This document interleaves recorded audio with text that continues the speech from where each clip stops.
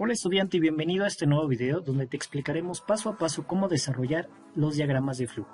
Para esto vamos a retomar los ejercicios anteriores donde ya habíamos desarrollado los algoritmos y los pseudocódigos de ciertos problemas. Entonces, vamos a comenzar.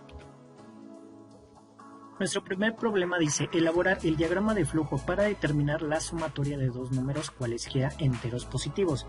Para ello vamos a utilizar las siguientes variables. La variable A, B y R que van a representar el número 1, número 2 y el resultado de la sumatoria. Ahora bien, vamos a hacer una pequeña comparación entre lo que es el algoritmo y el pseudocódigo. Recuerden que en el algoritmo solamente es platicar la idea de cómo se va a dar solución al problema. Y el pseudocódigo es plantearlo, son los pasos a detalle de cómo dar solución. Ahora bien, para desarrollar el diagrama de flujo, recuerden que tenemos cierta simbología, la cual vamos a utilizar para desarrollar nuestro diagrama de flujo de este problema en especial. Bien, para desarrollar nuestro diagrama de flujo, entonces vamos a seguir los pasos del pseudocódigo. El primer paso es un inicio, y de acuerdo a nuestra simbología vamos a utilizar este símbolo, es decir, un inicio y un fin. Entonces vamos a utilizar ese símbolo. Ahora vamos a colocar la palabra inicio. Después, en nuestro segundo paso dice leer A y B, es decir, vamos a conocer las cantidades o los dos números enteros positivos que se van a almacenar en las variables A y B. Para este paso vamos a utilizar el siguiente símbolo, que significa entrada de datos, es decir, vamos a solicitarle al usuario que ingrese dos cantidades, número 1 que se va a almacenar en la letra A y número 2 que se va a almacenar en la letra B. ¿De acuerdo? Ahora el siguiente paso dice hacer R igual a A más B, es decir, es una operación, un proceso, por lo tanto vamos a utilizar el siguiente símbolo, que es un rectángulo, que representa el proceso de nuestro problema. Entonces, lo único que tenemos que hacer es escribir tal cual la operación que está en nuestro pseudocódigo. Obviamente, como ustedes pueden observar, ya estamos utilizando tanto un símbolo de asignación que es el igual y un signo de suma. Entonces colocamos dentro de ese rectángulo R igual a más B. En este proceso ya obtuvimos un resultado que se almacenó en R. Entonces el siguiente paso, que es el número 4, es escribir R, escribir el resultado o mostrar el resultado o imprimir resultado. Por lo tanto vamos a utilizar el siguiente símbolo, que es impresión de resultados. Y aquí lo único que vamos a hacer es colocar la variable R, que está conteniendo el resultado de nuestra operación, es decir, la sumatoria de esas dos cantidades. Y por último el paso 5 es un fin, por lo tanto vamos a utilizar nuevamente el siguiente símbolo y vamos a colocar la palabra fin, recordando que todo algoritmo es finito, debe tener un inicio y un fin. Y así es como se resuelven los diagramas de flujo. De acuerdo a la simbología que nosotros utilizamos, la colocamos en nuestro diagrama para seguir los pasos del pseudocódigo. Vamos a verlo con otro ejemplo. Problema número 2. Elaborar el diagrama de flujo para determinar el área de un triángulo. Y vamos a utilizar las siguientes variables.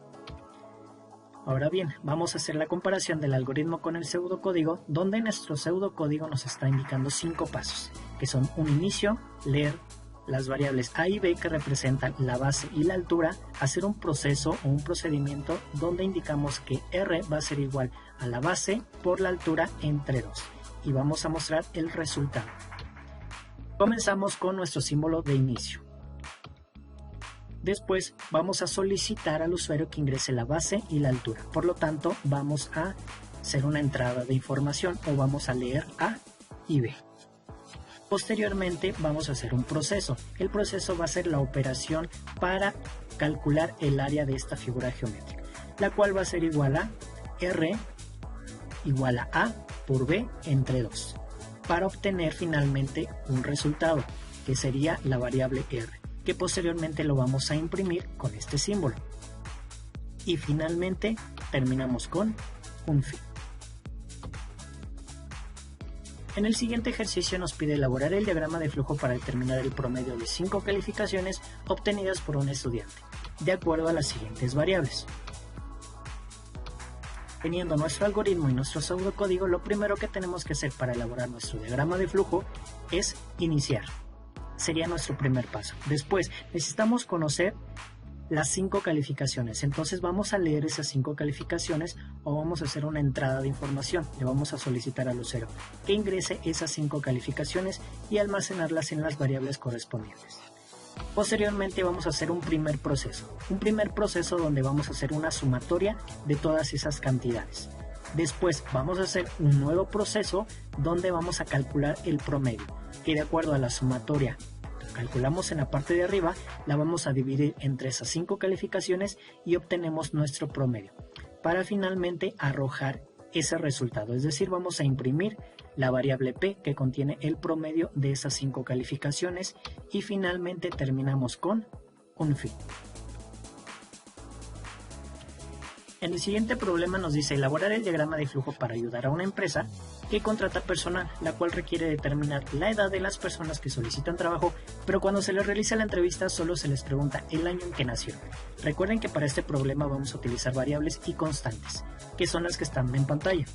Ahora bien, haciendo la comparación de nuestro algoritmo con nuestro pseudocódigo, vamos a hacer nuestro diagrama de flujo. Vamos a construirlo iniciando con nuestro primer paso, que sería un inicio. Después vamos a leer el año de nacimiento y vamos a asignarle un valor a la variable del año actual. Recuerden que esto es una constante, como todavía estamos en el transcurso del año 2020, esa variable nunca va a cambiar su valor durante el proceso de resolución de nuestro problema. Entonces asignamos 2020 a la variable de año actual.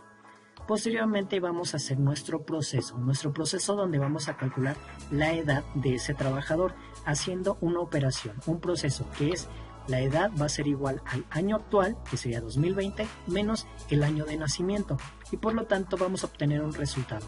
Ese resultado el cual vamos a imprimir o vamos a escribir en este símbolo, que sería la variable de edad, para finalmente terminar con este símbolo que es el fin.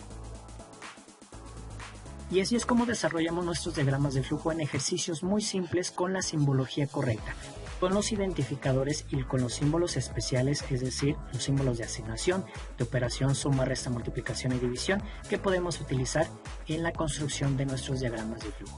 Y así terminamos con este video, los vemos en la próxima.